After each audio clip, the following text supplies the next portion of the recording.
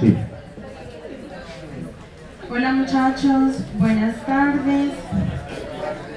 La información oficial de aquí en adelante es que es imposible llegar aquí a la 1, así que nos seguimos viendo a la 1:30. Qué pena con ustedes por la espera. Vamos a pasar a la segunda parte de las enfermedades de los niños. Entonces, la primera parte hablamos de cómo se desarrolla normalmente el ojo de un niño y cuáles son esos defectos refractivos que podemos esperar como normales y cuáles nunca son normales en estos niños. Hablamos de qué es la ambliopía o el ojo perezoso y cómo se puede tratar, y ahora nos concierne hablar todo el tema de lo que son las enfermedades infecciosas de compromiso oftalmológico. Resulta que en los niños tenemos tres grupos importantes de enfermedades: las infecciones que son congénitas o perinatales, las infecciones de la conjuntiva, las conjuntivitis que son más comunes en niños, y las infecciones de los párpados y de los anexos. Vamos a empezar a hablar con las primeras. De esas primeras, de las infecciones perinatales, tenemos un grupo que ustedes conocen muy bien, que son esas enfermedades del espectro del TORCH. Dentro de ese espectro, últimamente se han ido metiendo otras, como por ejemplo la retinopatía por Zika, que en los últimos años ustedes saben que hemos tenido brotes importantes en el país. De esas, una de las más importantes es la infección congénita por el Toxoplasma gondii, pero tenemos también infecciones por rubeola, cada vez menos frecuentes, por citomegalovirus, por sífilis, como les explicaba, también por Zika y por todo este montón de virus que nosotros podemos encontrar ampliamente. ¿Cuál es el compromiso más importante que hacen estas entidades en los ojos de los niños? Lo más importante es que dan cataratas, y en el caso donde no dan cataratas dan retinopatía. Entonces son causas frecuentes de cegueras, a veces irreversibles, en estos pequeñitos. Esta es una tablita donde les quería mostrar cuáles son las manifestaciones desde el punto de vista sistémico de estas enfermedades del TORCH, y dentro de estas, aquí pueden ver todas las manifestaciones. Lo más común es lo que les decía, la coriorretinitis, que hace parte de todos excepto de la sepsis y de la sífilis, y las cataratas, que hace parte especialmente de las enfermedades virales asociadas al herpes simples, la rubeola y el Toxoplasma gondii. Vamos a empezar a hablar entonces de la toxoplasmosis. Ustedes saben que la toxoplasmosis es muy prevalente en nuestro medio. Estas estadísticas son de revistas brasileras, donde tiene una prevalencia entre el 80 y el 90%, es una prevalencia muy parecida a la que tenemos nosotros. Se da cuando se ingieren agua, frutas, verduras, comidas mal procesadas que han sido previamente infectadas con los quistes del Toxoplasma gondii.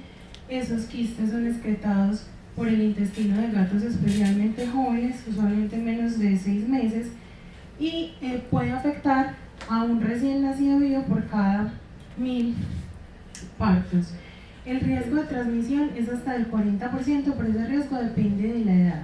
Entonces, como ven ustedes aquí abajo, si una mamá tiene menos de 14 semanas de embarazo, tiene poco riesgo de transmisión, pero si se infecta el bebé, el riesgo de afectación es muy alto, hasta el 60%, y puede tener lesiones graves, incluyendo la muerte.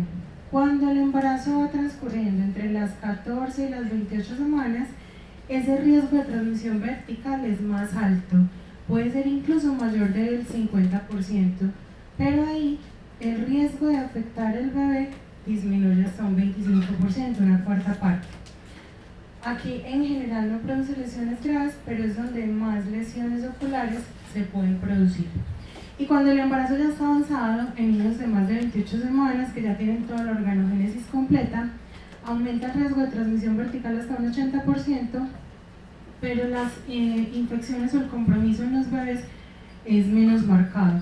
De eso, lo más común son las lesiones oculares, específicamente la corioretinitis. ¿Cómo sabemos si un bebé ha sido afectado por este toxoplasma? Lo primero es que hay que hacer una confirmación diagnóstica. Le hacemos todos los exámenes iniciales y parte de esa confirmación diagnóstica es un examen completo de fondo de ojo.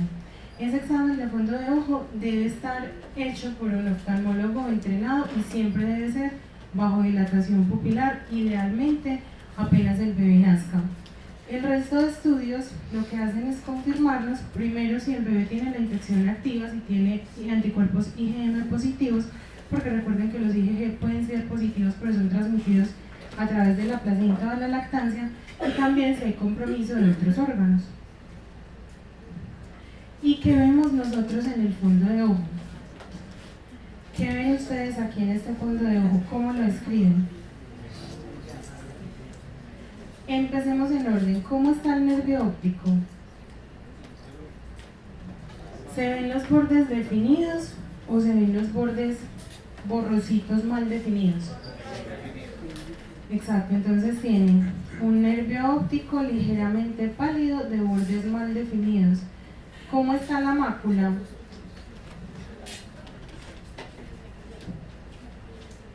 Ahí ustedes me pueden decir dónde está la mácula o ni siquiera se ve. ¿Y por qué no se ve? Porque está ocupada por una lesión grande. Las lesiones de toxoplasma o las lesiones en el fondo de ojo se miden en tamaño según los diámetros de disco, o sea, según cuántas veces quepa este disco en esta lesión, decimos que es el tamaño. Entonces, ¿de cuántos diámetros de disco esta lesión?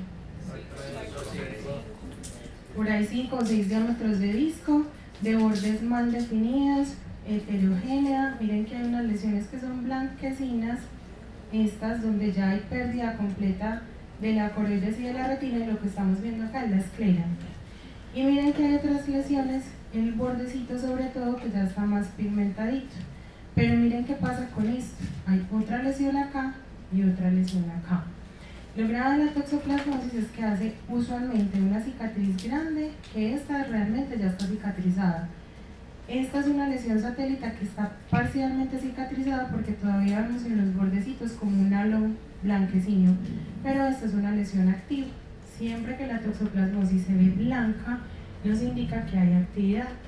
Entonces decimos que tenemos una corioretinitis por toxoplasma de 5 diámetros de disco con 2 lesiones satélites, una de ellas activa, que está edematizando el nervio óptico y por eso se ven los bordes mal definidos y está haciendo que los vasos sean más delgados.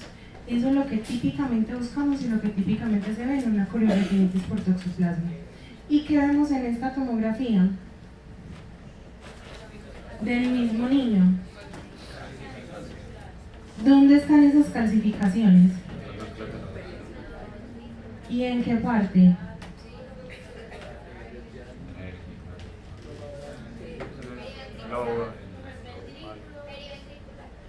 Sí, pero están intraparenquimatosas.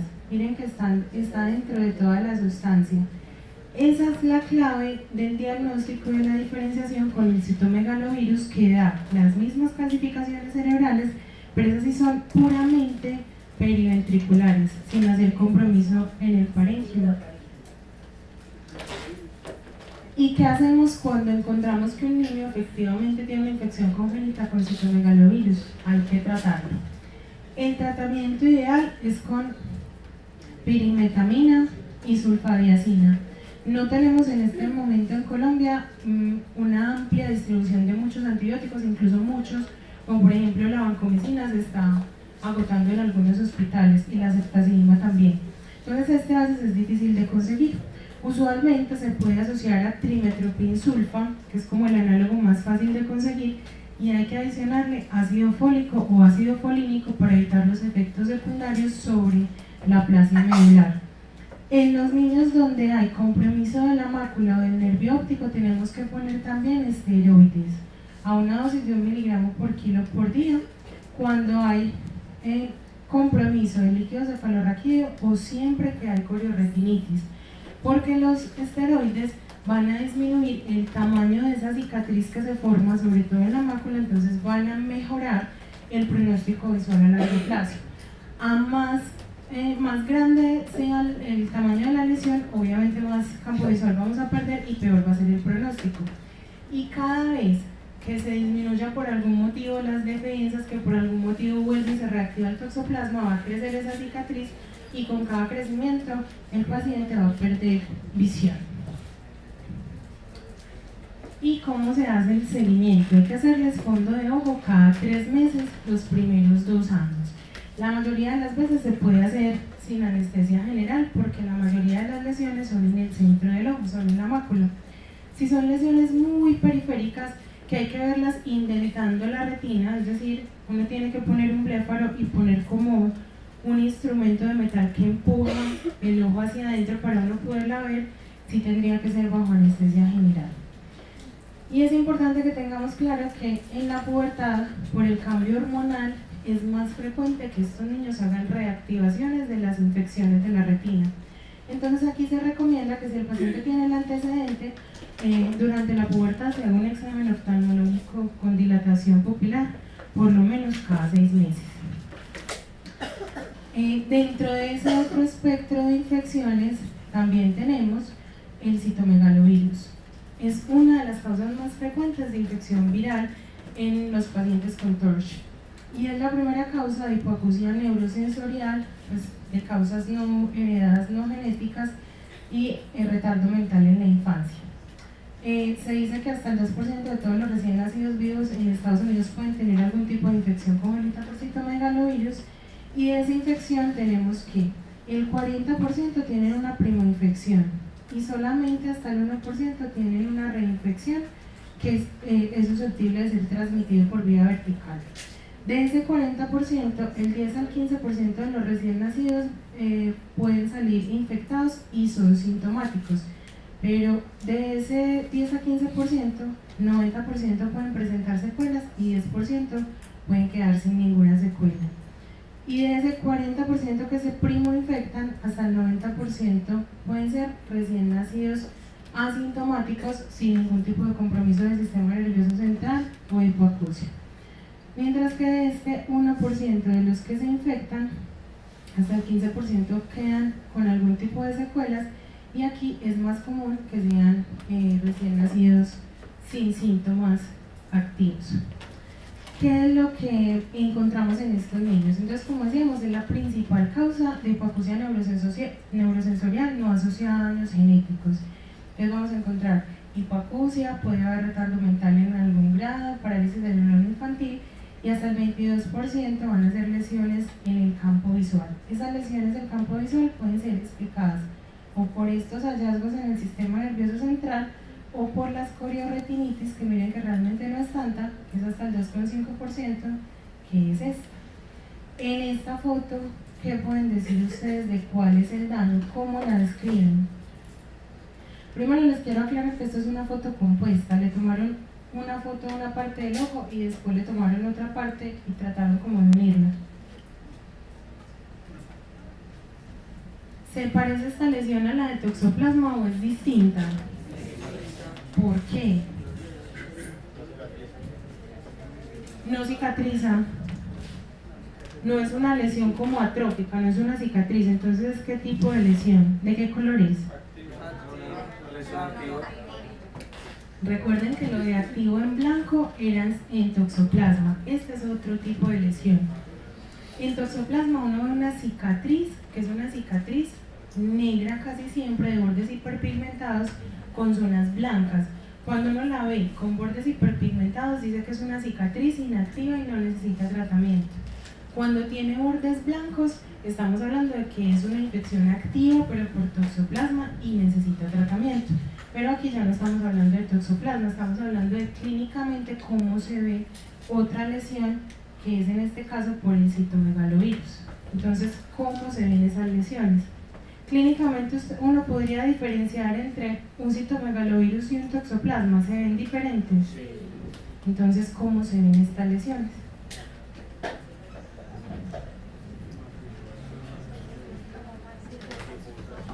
Entonces, empecemos otra vez en orden. ¿Cómo está el nervio óptico? Sano, bordes bien definidos. ¿Cómo están los vasos?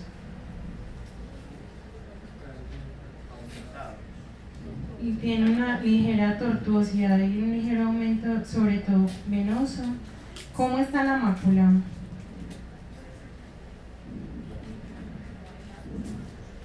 Y ahí empiezan los problemas, ¿sí o no? De la mácula hasta aquí se ve como bien, pero aquí que empezamos a ver un cambio de color. Entonces es una lesión blanquecina.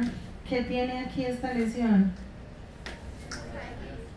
Con hemorragias alrededor, pues en este caso tiene una sola, y sabemos que está en las capas más internas de la retina, porque miren que en esta otra lesión, cuando yo la miro, uno puede ver que los vasos pasan como por encimita, ¿cierto? Y la lesión está un poquito más abajo.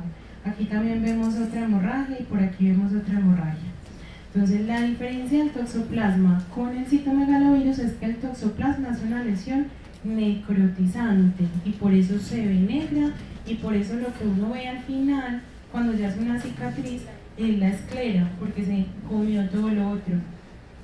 Este tipo de lesiones por citomegalovirus dan lesiones que son también de tipo vascular, dan una isquemia de toda la capa de fibras y por eso se ve completamente blanco, con hemorragias difuminadas. Incluso algunos casi siempre forman como un triangulito con el vértice hacia el nervio óptico. Algunos dicen que esto se llama una retinopatía en forma de pizza napolitana, que porque lo blanco es el queso y las hemorragias es como la salsa de tomate. Entonces, para que se acuerden, siempre son lesiones planas, que no están ni sobrelevadas ni están pues como atróficas, y que son blancas con rojo, o sea que tienen isquemia con marcas de sangre. El diagnóstico se debe corroborar con cultivo del virus, que se puede hacer en orina o en saliva, o incluso a veces se pueden tomar muestras de vítreo cuando la infección está activa, y se hace tratamiento solamente si hay compromiso del sistema nervioso central o compromiso de algún órgano específico, si el recién nacido tiene menos de 30 días. Se hace con ganciclovir intravenoso a dosis de 6 miligramos por kilo por día cada 6 horas, y se puede hacer intravítreo solamente si el compromiso de la retinitis se da en lo que nosotros llamamos el polo posterior, que es en la mácula o en el nervio óptico. Si hay compromiso o de la mácula del nervio óptico, además del ganciclovir intravenoso, hay que poner ganciclovir intravítreo cada 3 días durante el tiempo que demore en cicatrizar la lesión. Muy bien. ¿Qué pena? ¿El intravítreo decir que sea compromiso de qué? De la mácula o del nervio óptico. Si está por fuera de la mácula o del nervio óptico, solamente el intravítreo. Vamos a seguir con la rubeola. La rubeola es una enfermedad que, como les decía yo la vez pasada, se suponía que estaba erradicada,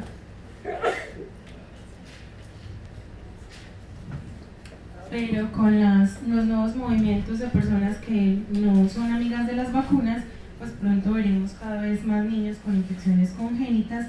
Se define como un caso sospechoso un lactante menor de 1 año donde haya enfermedad cardíaca, sordera o estos signos oculares, porque es una de las que más compromete los ojos: catarata, disminución de la visión, nistagmus.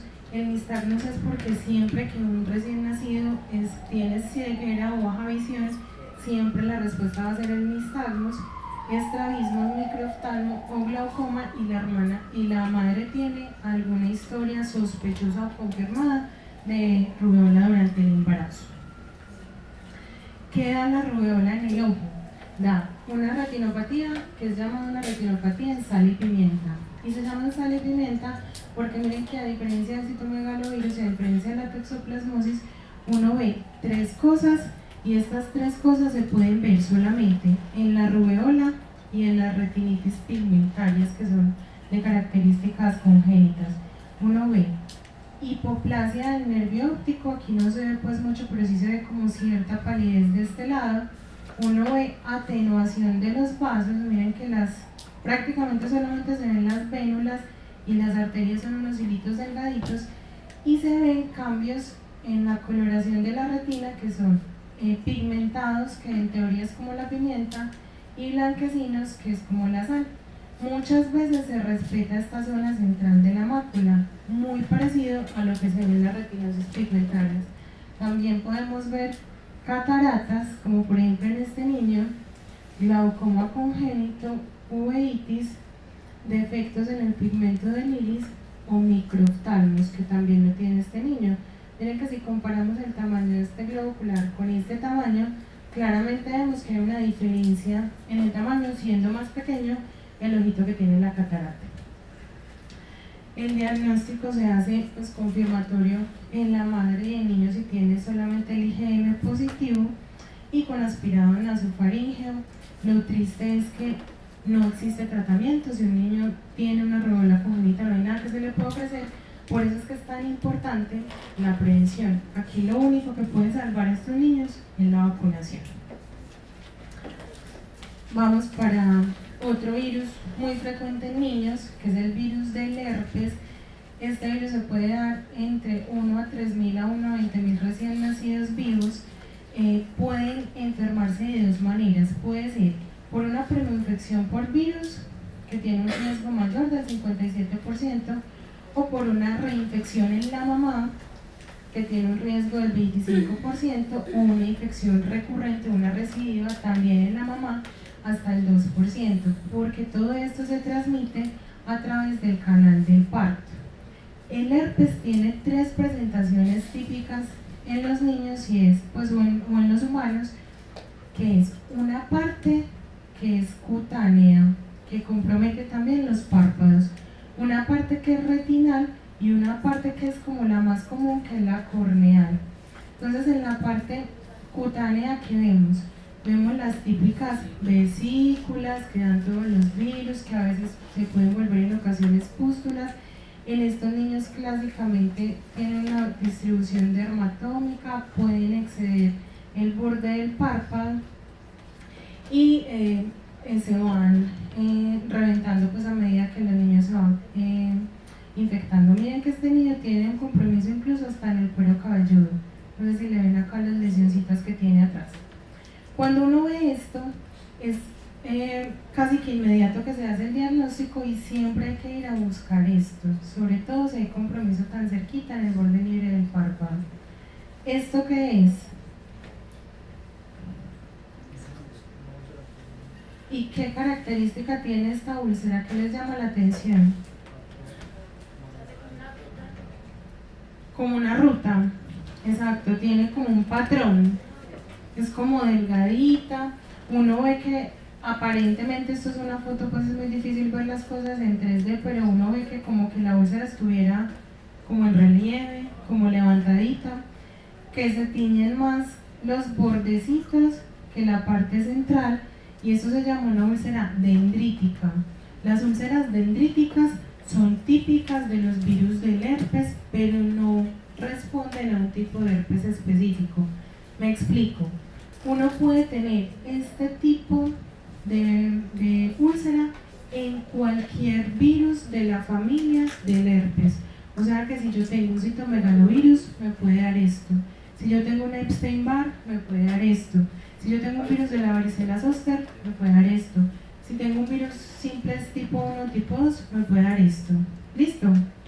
Pero siempre es típico de la familia del herpes. Nos dice simplemente que es un herpes, no nos dice específicamente qué tipo es. Y en la retina, ¿cómo son las lesiones que se ven aquí en la retina? ¿Cómo la describirían ustedes? ¿A cuál de todas las que vimos ahorita se parece? ¿Por qué? Exacto, porque son lesiones blancas, isquémicas, que es lo único que no le vemos a esta lesión que le veíamos en el citomegalovirus, las hemorragias. Entonces, como son miembros de la misma familia, las lesiones son similares. La diferencia en el herpes es que es una lesión isquémica pura y es difícil ver hemorragias. En el citomegalovirus es muy frecuente ver ese tipo de hemorragia. ¿Qué hacemos si tenemos un niño que tiene este tipo de compromiso? Entonces acuérdense que el compromiso es en la piel, en la córnea y en la retina. ¿Cuál sería el tratamiento ideal? ¿Con qué se tratan todos los virus del herpes? Exacto. El aciclovir en la úlcera dendrítica nos funcionará. ¿Por qué? Entonces, exactamente.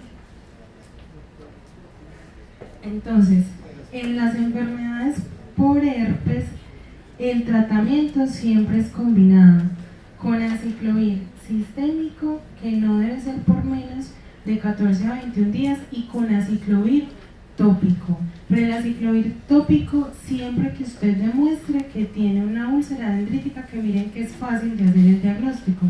Entonces le hacemos la tinción con fluoresceína y cuando lo encontramos, siempre nos toca mandarle aciclovir tópico también por el mismo periodo de 14 a 21 días, pero hay que estarlo revisando porque si la úlcera no cierra, se puede extender hasta por 6 semanas.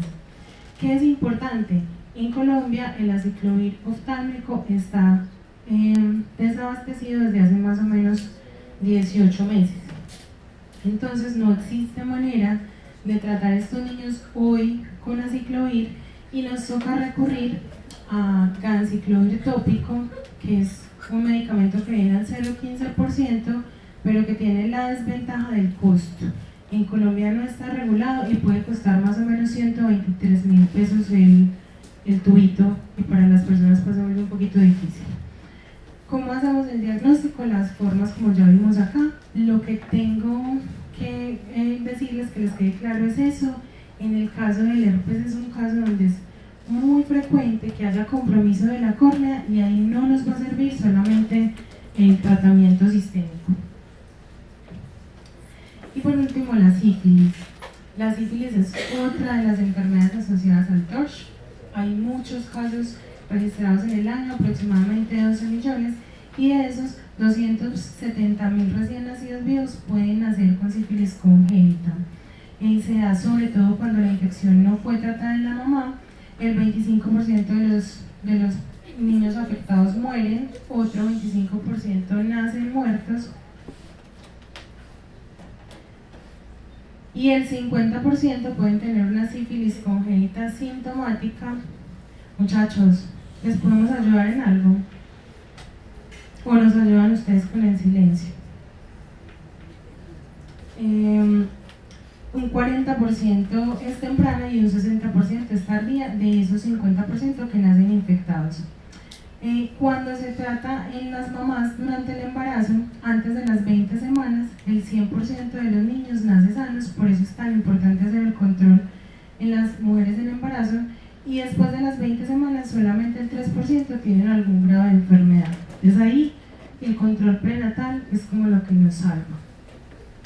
Puede dar una forma, que es una forma multisistémica. Ustedes ya conocen lo típico de la sífilis, que compromete las palmas y las plantas. A pesar de ser una gran simuladora, es una de las pocas enfermedades que da este compromiso.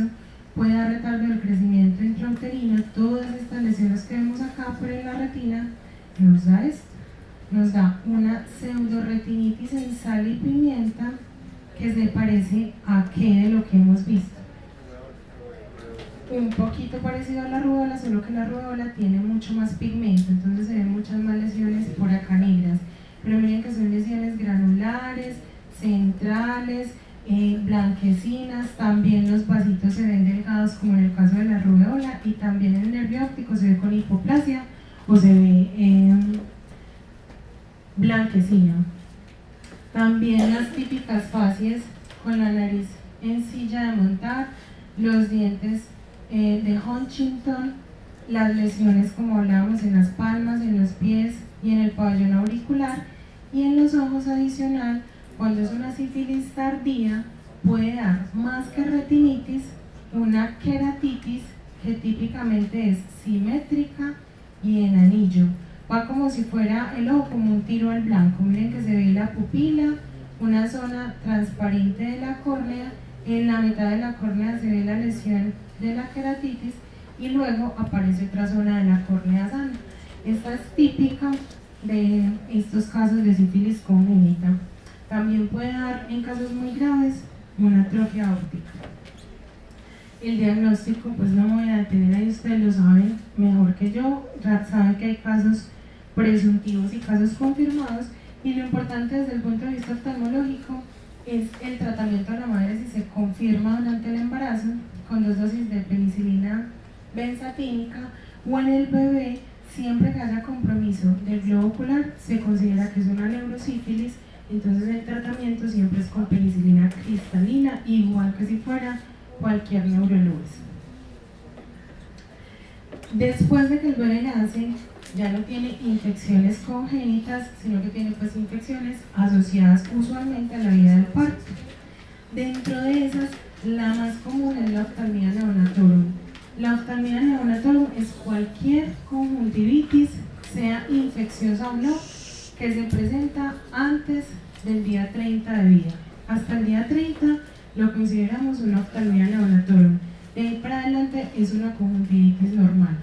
¿Por qué es tan importante diferenciar una oftalmia neonatorum de otro tipo de conjuntivitis?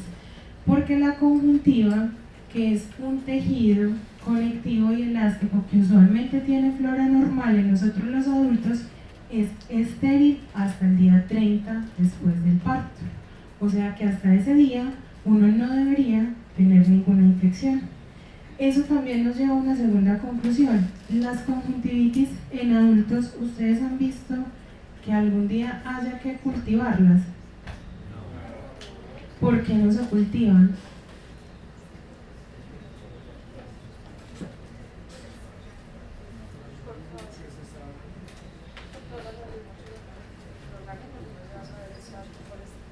Exacto, porque la conjuntiva no es estéril, entonces cualquier cosa va a crecer, imposible que no crezca nada. Pero entonces en un niño de menos de 30 días, que yo les estoy diciendo que todavía no está colonizado por flora normal, si tiene una infección hay que cultivarlo.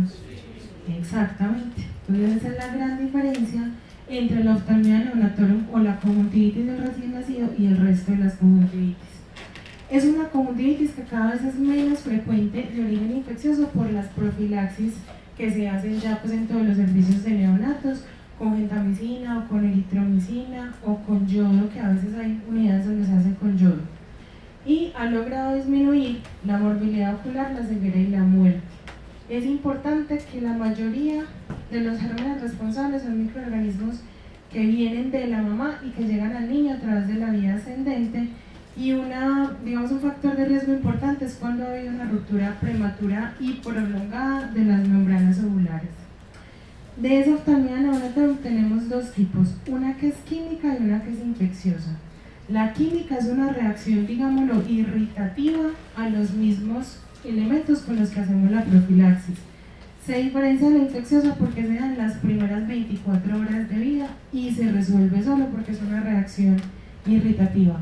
Mientras que las infecciosas aparecen a partir del segundo día de vida. De esas infecciosas, las causas más comunes y las que tenemos que buscar son 3. El herpes simplex, la clamidia trachomatis y la Neisseria gonorrea.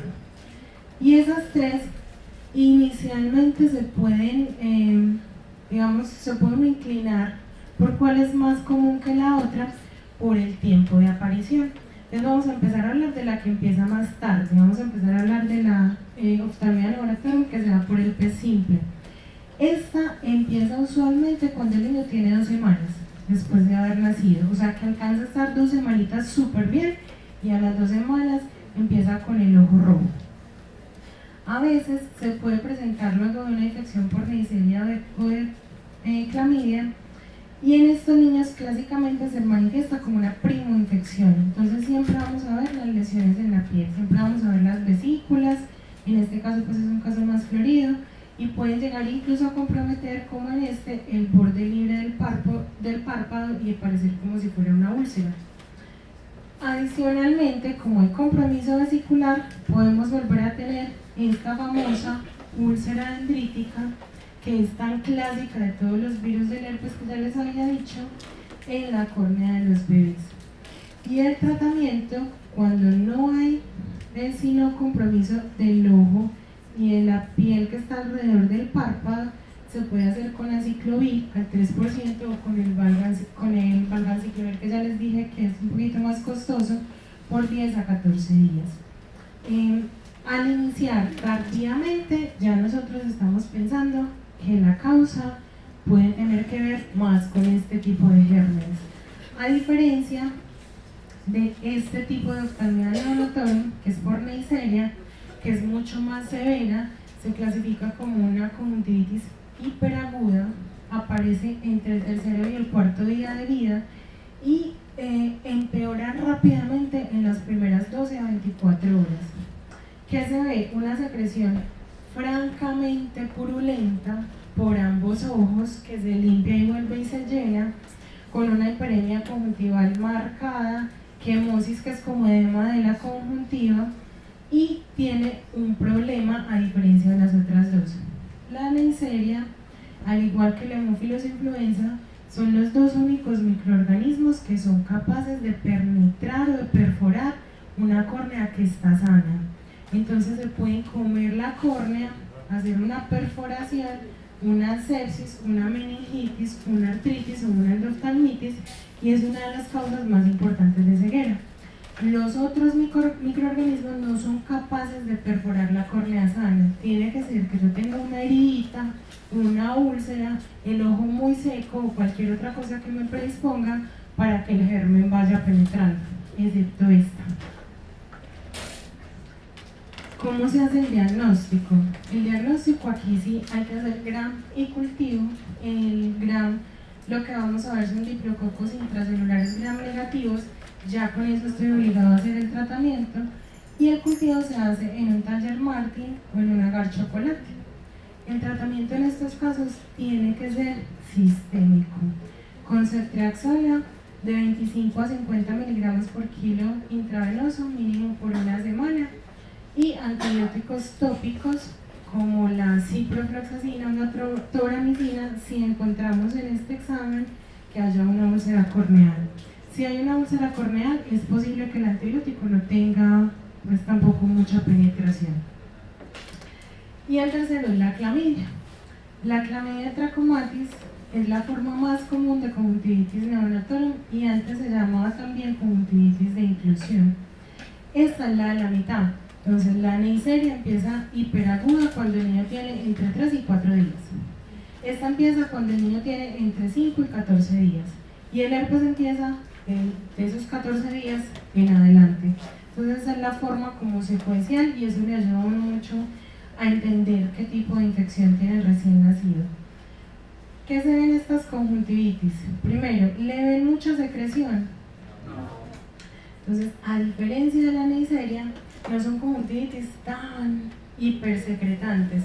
Lo normal es que la mamá le dice a uno que el niño amanece con el ojo muy pegado, pero que ya se lo limpia y en el transcurso del día parece más un lagrimeíto y una secreción como mucoide, más que una secreción francamente purulenta.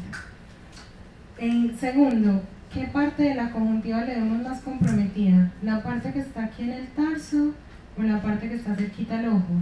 La conjuntiva vulvar. Esta es la de las características más importantes de la clamidia, es que hace más compromiso tarsal, y de ahí su nombre de conjuntivitis de inclusión, porque forma estas bolitas, yo no sé si allá se vean, que son como unas piedritas, como unos quistecitos en la conjuntiva vulvar, que son como unos quistes de inclusión, que tienen la capacidad de que son fibrosantes. Entonces al romperse pueden hacer como una fibrosis aquí del tarso, y una de las causas por las que da ceguera, o era una de las causas de mayor ceguera en el mundo, es porque generaba una cicatriz entre el tarso y el ojo, pues la conjuntiva vulvar y la conjuntiva tarsal, y los pacientes quedaban con el ojo pegado, imposible de abrir por la misma cicatrización, y eso se llama un anquilobléfaro secundario a clamidia. De estos pacientes que tienen compromiso por clamidia, es importante que sepamos que hasta la mitad pueden tener también compromiso respiratorio. Y que lo grave de no tratarla es eso que les decía, las secuelas, que es una cicatrización progresiva, no solamente de la conjuntiva vulvar solamente, sino entre las dos conjuntivas, entre la vulvar y la tarsal. El diagnóstico también se hace con frotis de la conjuntiva, lo tenemos con Ginza, y ahí también vamos a ver los cuerpos de inclusión. Y en estos niños el tratamiento es con eritromicina, 50 miligramos por kilo por día, entre 10 y 14 días. Esto nos sirve tanto para el compromiso respiratorio como para el compromiso puramente corneal de la clamidia.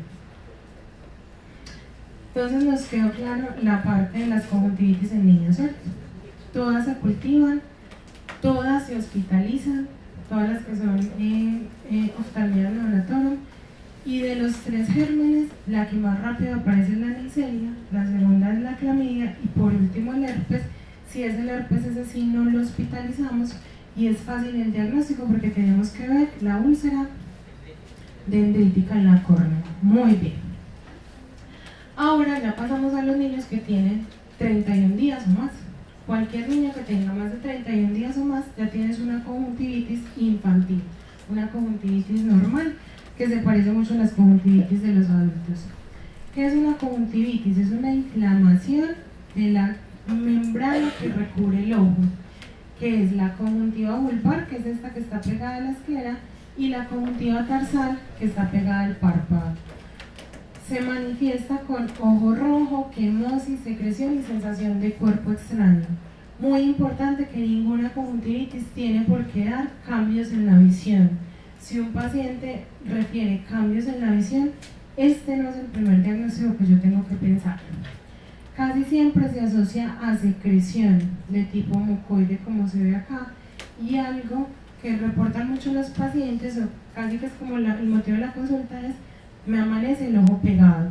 Entonces es uno de los signos clásicos de la conjuntivitis. En los niños, la mayoría son virales, el 80%, y solo 20% son bacterianas. La causa más común de ojo rojo en niños son las alérgicas, pero de las alérgicas vamos a hablar más adelante. De esas virales, la mayoría son por adenovirus. Esos adenovirus ingresan por vía respiratoria, son muy contagiosos y en los niños dan más síntomas gastrointestinales que síntomas respiratorios, aunque ingresen pues por vía respiratoria. Entonces el cuadro típico es un niño que empieza con diarreíta o con fiebre, algunos como con una gripita, esa gripita o esa diarrea les dura una semana y a la semana empiezan con un ojo rojo, uno de los dos ojitos. Ese ojito que empieza a verse rojo, si uno lo palpa, tiene una adenopatía preauricular o tiene una adenopatía submandibular, que es a donde drena la conjuntiva. El ojo amanece pegado, la mamá le dice a uno que le amanece pegado, pero se limpia y ya en el transcurso del día no es que le salga pus francamente todo el tiempo como en los niños que veíamos ahorita de la Neisseria, sino que el ojito es como lagrimosito, pero no es una pus franca. Eso transcurre así hasta el 4º o 5º día. Al 4º o 5º día se pasa para el otro ojo. Desde el otro ojo empieza también a amanecer pegado y amanecer rojo, pero nunca el compromiso del segundo ojo es igual al compromiso del primero. Y ya en el segundo ojo no vamos a palpar las adenopatías ni preauriculares ni submandibulares. Estas son solamente del ojo que se compromete la primera vez. Se puede quitar solo o realmente se quita solo, usualmente tarda 2 semanas en autorresolverse y la razón por la cual hacemos el tratamiento es para cortar los síntomas y para mejorar pues como la sensación de los niños. De estos adenovirus existen varios serotipos y de esos serotipos existen 4 formas de conjuntivitis. La keratoconjuntivitis epidémica, que es la que estamos viendo ahorita, que se da en episodios entre mayo, antecitos de mayo, como cuando aumenta la ola de calor, y a finales del año, más o menos entre octubre y noviembre. Está otra que se llama la fiebre faringoconjuntival, está otra que se llama la conjuntivitis hemorrágica aguda, que es la que más asusta porque los pacientes se llegan quejando que están llorando sangre, pero realmente lo que tienen es pues hemorragias subconjuntivales que a veces se revientan y entonces se le confunde con la secreción acuosita, entonces le sale como un lagrimeito como con rojito y ellos piensan que están llorando sangre, o la conjuntivitis folicular aguda. ¿Cómo se ve? Entonces, ¿cómo se ve este ojo?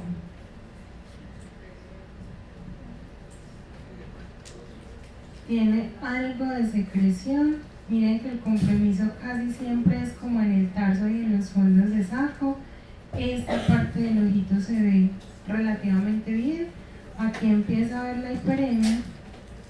Y esto es una pseudomembrana que forman los adenovirus, al igual que los estreptococos, solo que estas pseudomembranas solamente sangran cuando es una conjuntivitis hemorrágica aguda, no en las otras formas de conjuntivitis por adenovirus.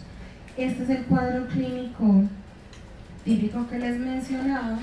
El periodo de contagio suele ser hasta dentro de 2 semanas. Entonces, si uno tiene un niño en la consulta que consulta por este tipo de infecciones, se debe incapacitar o se le debe decir a la mamá que no lo debe llevar a guardería o a la escuela por 2 semanas. Porque ¿qué va a pasar si lo manda a la guardería o a la escuela en 2 semanas? Todo el colegio, hasta la profesora, va a ir a donde ustedes porque tiene conjuntivitis durante esas 2 semanas. ¿Qué es lo que le preocupa a uno del adenovirus y cuál es la razón por la que se da tratamiento además de acortar los síntomas? Porque el adenovirus puede hacer unas lesiones que llamamos lesiones epiteliales, que son como este punteadito que se ve con la fluoresceína en toda la córnea, que inicia más o menos entre los 10 y los 15 días después del inicio del ojo rojo. Después, al mes, ya no son punteaditos que tienen con la fluoresceína, sino que son como cicatrices, como moneditas que están más profundas en la córnea, que se llaman opacidades epiteliales, y después se van profundizando más en la córnea del epitelio, pasan a la membrana de Descemet y forman estas opacidades subepiteliales que quedan en el ojo hasta por 2 años después de no haber sufrido una conjuntivitis por adenovirus. Entonces, para evitar que uno quede con visión borrosa o con cambios en la sensación de la luz por esas opacidades epiteliales, es que hacemos el tratamiento. ¿Con qué lo hacemos? Con un esteroide de baja potencia. Por ejemplo, la fluorometalona 3 veces al día, usualmente por 10 días es suficiente, y lubricantes a necesidad. ¿Qué pasa? Porque hay muchas conjuntivitis que son medicadas también con antibiótico. Porque en primer lugar, existen muchas conjuntivitis por adenovirus que se pueden sobreinfectar. Y en segundo lugar, como yo voy a mandar un esteroide, que el esteroide me va a disminuir la respuesta inflamatoria local, voy a tener más riesgo de que esa flora normal que yo tengo en la conjuntiva empiece a hacer un daño patológico y que se sobreinfecte. Entonces, por eso muchas de las conjuntivitis, así sean virales, se terminan manejando con una mezcla entre un antibiótico y un esteroide. El esteroide es realmente el que va a hacer este tratamiento, pero el antibiótico es como para evitar esa sobreinfección bacteriana. ¿Qué es importante? Si ustedes van a mandar cualquier esteroide, así sea fluorometalona, descarten herpes. O sea, si ustedes van a mandar un esteroide en un ojo, tienen que teñir el paciente. Si el paciente no tiene una úlcera dendrítica o no tiene una úlcera, se le puede mandar este tratamiento. Si no, está completamente contraindicado. De ese 20% de conjuntivitis infecciosas que son bacterianas, en los niños los gérmenes más comunes son el neumococo, la moraxela y el hemófilos. En los adultos cambia, sigue siendo la moraxela y lo único que cambia es que es más frecuente el estafilococo. Estos dos son más comunes en niños hasta los 5 años por la vacunación y de ahí en adelante la flora se equipara en los dos. También son enfermedades que son autolimitadas, suelen durar más o menos 2 semanas y en el tratamiento sí es con antibiótico porque está indicado. ¿Cuál antibiótico? El que ustedes tengan más fácilmente a la mano, pero la gentamicina o la teuramicina tienen un buen espectro contra estos gérmenes la turamicina tiene la mejor penetración tópica que el resto de los antibióticos tópicos, y aquí lo importante es la frecuencia. Ustedes saben que en farmacología le dicen a uno que los antibióticos se clasifican en... Exacto. Y de acuerdo a eso le dicen a uno que hay antibióticos que uno puede usar una sola vez al día o 2 veces al día porque son más concentración dependientes y más tiempo dependientes, y hay otros que hay que aplicarlos más veces al día. En los ojos, ¿cada cuánto habría que aplicar un antibiótico?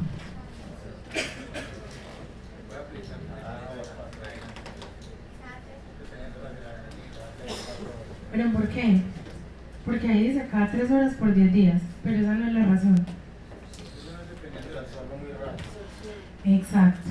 Entonces, en el ojo nos tenemos que olvidar de la farmacología básica de los antibióticos. Ahí no nos sirve saber si son concentración o tiempo dependientes.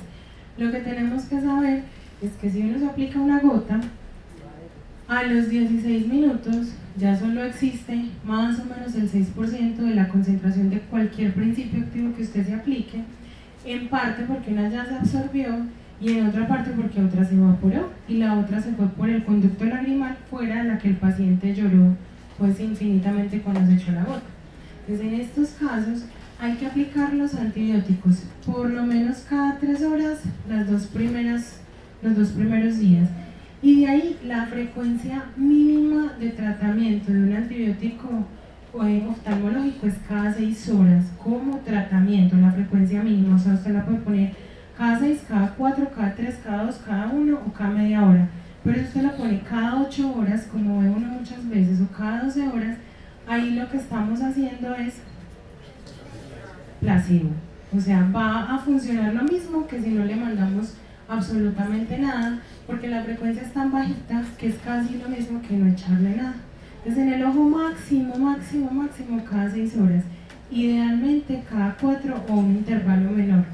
¿Cuándo si le mandamos cada 8 o cada 12? Cuando el paciente no está infectado y lo que estamos buscando es una profilaxis por otra razón. Por ejemplo, porque le estamos poniendo un esteroide tópico y queremos que no se sobreinfecte, pero nunca para tratamiento. Para tratamiento la dosis mínima es cada 6 horas. Y si vemos casos severos en niños que ya no tienen menos de 30 días, en niños más grandes, pero son casos severos con una secreción purulenta abundante, muy parecido a lo que veíamos ahorita, siempre hay que sospechar y hay que indagar que no haya casos como de violencia sexual. Y vamos a terminar hablando de las infecciones de los párpados. Entonces al principio decíamos que había infecciones congénitas, infecciones o conjuntivitis del recién nacido e infecciones de los párpados y los anexos. En los niños son más comunes las celulitis orbitarias e incluso en los adultos por el tipo en parte de la anatomía facial de los niños y porque son fácilmente traumatizables. Pues se golpean, se caen y entonces por ahí comienzan las infecciones. Tienen también una progresión más rápida y más severa que en los adultos. Y tenemos que diferenciar entre las que son preseptales y las celulitis que son poseptales. ¿Se acuerdan en el taller de anatomía que había algo que nos decía que era el septum orbitario? Exacto. Entonces ese septum nos separa ¿qué de qué?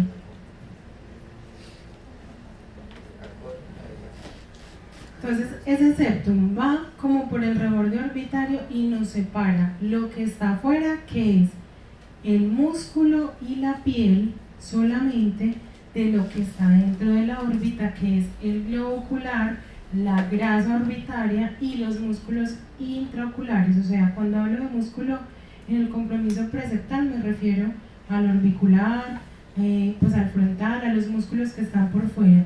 Y poseptal estamos hablando del globo ocular, de la grasa orbitaria y de los músculos extraoculares. ¿Por qué es importante que sepamos si una celulitis orbitaria es preceptal o poseptal?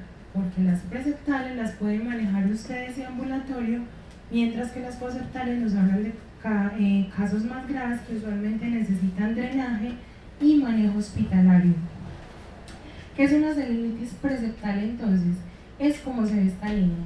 Es un edema con calor, con rubor, puede o no haber secreción, que está ubicado en el área periocular y que usualmente da una ptosis. O sea, yo veo que el ojo es difícil de abrir.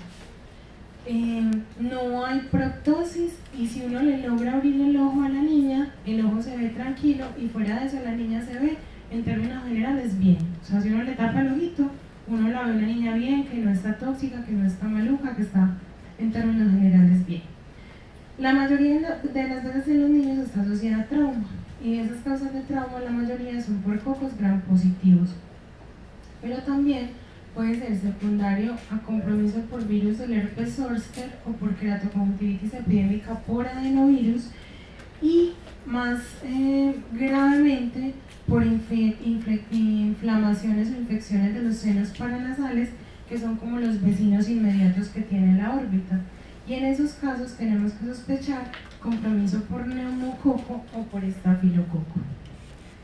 Diferente, por ejemplo, a este niño, que aquí ya no estamos hablando de una celulitis preseptal, o sea, ya no tenemos inflamadito solo el musculito y la piel, sino que también tenemos aquí un compromiso poseptal. ¿Qué diferencia hay, por ejemplo, en este niño? Exacto. La proptosis es de las cosas más claves. Cuando yo tengo compromiso atrás en la órbita, acuérdense que la órbita es como una pirámide, hacia atrás tiene muy poco espacio, pero yo tengo un absceso o algo que me está ocupando espacio, ¿qué va a pasar con el ojo? Va a intentar salirse. Entonces, una de las grandes diferencias entre la preseptal y la poseptal es que la preseptal tiene el ojo caído, porque lo que tiene es hinchado adelante, entonces uno ni siquiera ve el globo ocular. Mientras que en las poseptales hay una proptosis marcada que puede incluso hacer una perforación o una úlcera de la córnea. ¿Qué más? ¿Cómo se ve? Como muy maluquito. Se ve pues como sufriendo mucho, como muy maluquito, como que están haciendo aquí tomándome esta foto y yo lo que me quiero es acostar, déjenme quieto, están malucos, usualmente están febriles, están sépticos o pueden tener elevación de los reactantes de fase aguda de forma importante. También como el compromiso es poseptal, y yo les dije que los músculos extraculares también estaban en la parte poseptal, ¿qué va a pasar con los movimientos de los ojos? Están muy restringidos e incluso podemos hablar de un ojo que es un ojo congelado, o sea que él intenta mirar para cualquier lado y el ojo está fijo. Y como los músculos extraculares están rodeando el nervio óptico, ¿qué creen que pasará ustedes con ese nervio óptico? Y entonces eso, ¿cómo sabe uno que se comprimió clínicamente? Entonces siempre va a haber disminución de la visión. ¿Y qué más?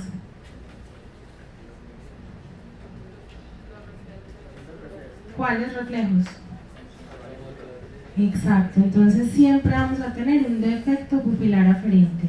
Esas son las 4 cosas que me dicen a mí que el compromiso es poseptal y no es preseptal. Entonces vamos a tener ojo congelado, defecto pupilar aferente, disminución de la visión y proptosis. Si un niño tiene cualquiera de estas 4 cosas, tiene una celulitis poseptal.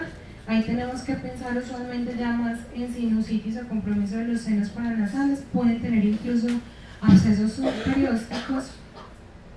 Si no ha ocurrido un trauma penetrante, que es otra de las causas, pensar también en inmunosuprimidos, hay que descartar tumores. Esto puede ser tranquilamente un rhabdomyosarcoma también, pues porque hay una proptosis, hay un aumento del volumen. Entonces siempre las celulitis orbitarias la tenemos que hospitalizar pensando en que además de la celulitis no esté enmascarando algo más grave. Es una urgencia médica y el tratamiento es hospitalario con medicamentos que tengan buen espectro antibiótico. Este es uno de los ejemplos. Usualmente ya usamos más vancomicina, más ceftazidima o cefotaxima, porque aquí en nuestro medio tenemos ya una tasa de meticilinoresistencia de hasta 60-70%, entonces hasta que no sepamos que no es un germen meticilinoresistente siempre con vancomicina, Y ojo con los síntomas, ojo congelado, proptosis, más inflamación ocular y dolor o restricción del movimiento asociado a efecto pupilar aferente, siempre hospitalizarlo. ¿Por qué se hospitaliza? Por las complicaciones. ¿Qué complicaciones va a tener una celulitis postseptal? Puede tener una trombosis del seno cavernoso, puede tener una meningitis, puede hacer una úlcera en la córnea y perforarse, puede hacer un glaucoma, puede hacer una uveitis o una retinitis séptica o una endoftalmitis, un desprendimiento de retina, una neuritis óptica o una oclusión de la arteria central de la retina, y en todos esos casos, fuera de comprometerse la vida, se va a comprometer la visión.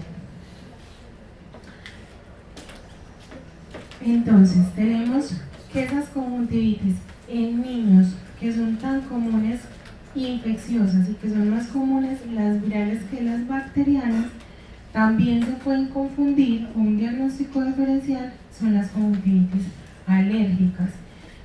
Esas conjuntivitis alérgicas realmente son la causa más común de consulta en los niños. Son niños que usualmente tienen una marcha atópica, entonces además de la conjuntivitis tienen asma o tienen rinitis o tienen dermatitis. De todas las alergias, la más comúnmente asociada a las conjuntivitis es la rinitis. Hasta el 66% de los niños con rinitis tienen conjuntivitis alérgica y se manifiestan con una inflamación crónica, o sea, un ojo rojo crónico de forma bilateral, recurrente, que se asocia a epífora, fotofobia y, muy importante, a prurito. Si el paciente no les refiere que hay prurito, es muy difícil que sea una conjuntivitis alérgica, entonces ahí nos tenemos que inclinar más por conjuntivitis que son infecciosas. Existen 3 tipos de conjuntivitis alérgica. Esta es la más común y la más leve de todas, que es la conjuntivitis estacional, que nosotros no tenemos, y no la tenemos porque no tenemos estaciones.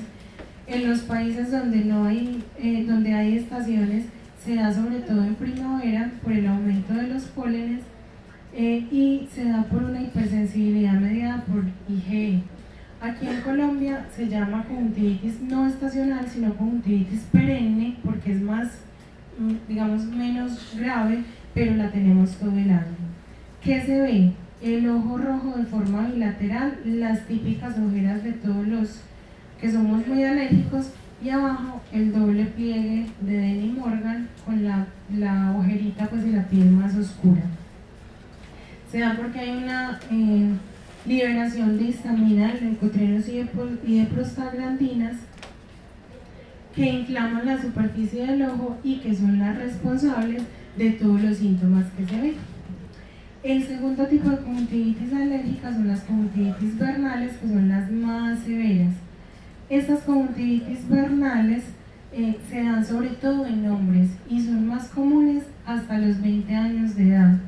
Aquí no está mediada por IgE, sino por linfocitos y por mastocitos que forman estas lesiones que llamamos papilas, usualmente en la conjuntiva tarsal, y son esos acúmulos de linfocitos y de mastocitos en la superficie de la córnea, de la conjuntiva, perdón.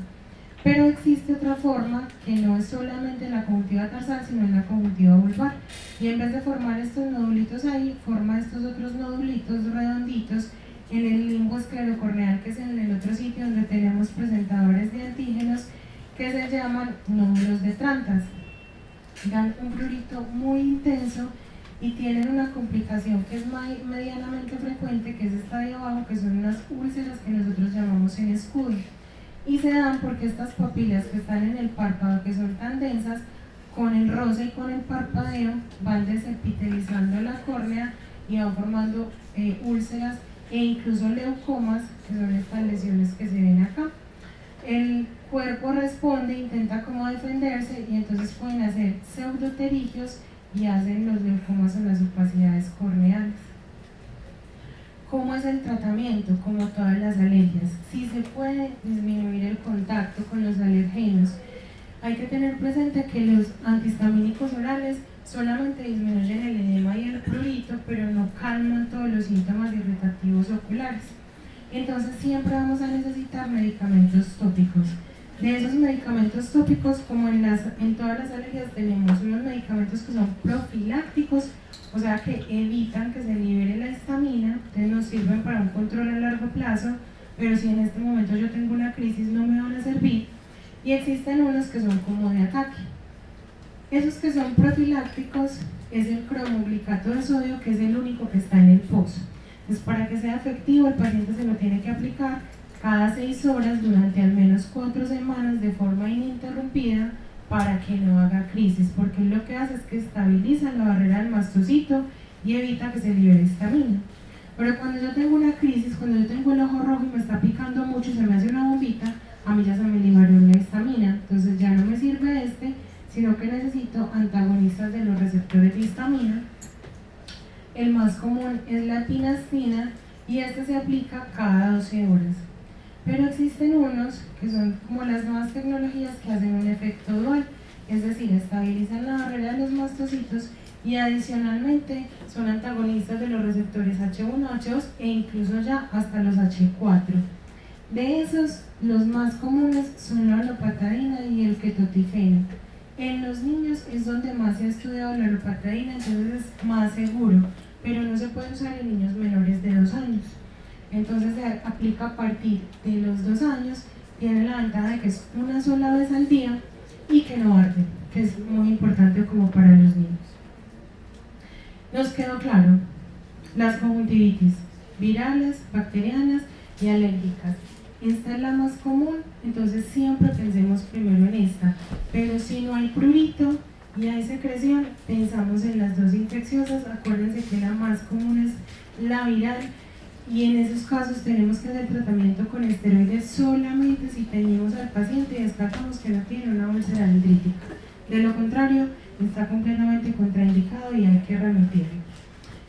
Las infecciones de los niños pequeñitos hasta los 30 días, recuerden, muy importante, son las únicas que se cultivan, son las únicas que se hospitalizan y requieren un manejo especial.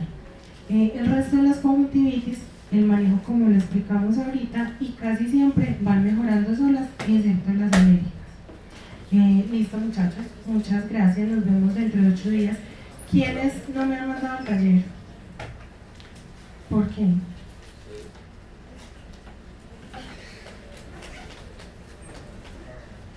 Quédense un momentico los que no me hayan mandado al taller, por favor, y son libres.